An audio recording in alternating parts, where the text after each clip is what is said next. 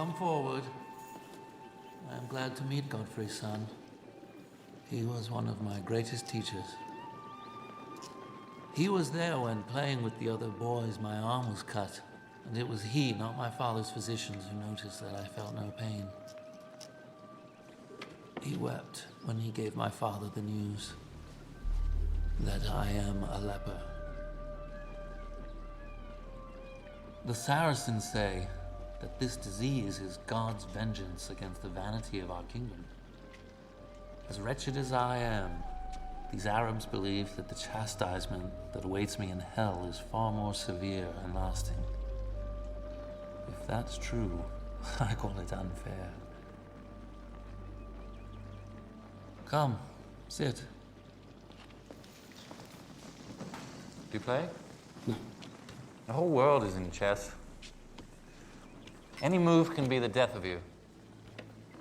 Do anything except remain where you started, and you cannot be sure of your end. Were you sure of your end once? I was. What was it? To be buried 100 yards from where I was born. And now? Now I sit in Jerusalem and look upon a king.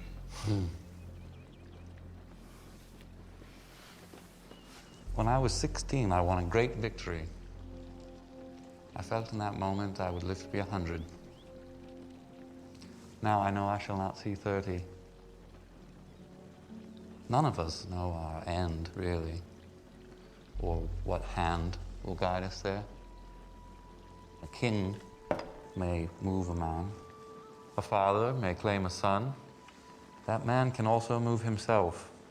And only then does that man truly begin his own game.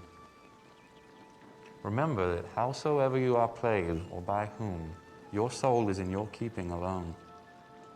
Even though those who presume to play you be kings or men of power, when you stand before God, you cannot say, "But I was told by others to do thus," or that virtue was not convenient at the time.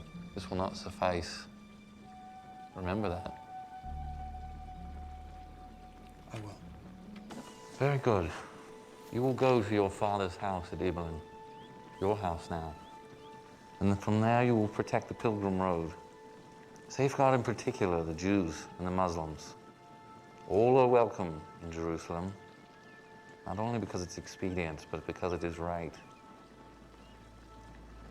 Protect the helpless, and then maybe one day, when I am helpless, you will come and protect me.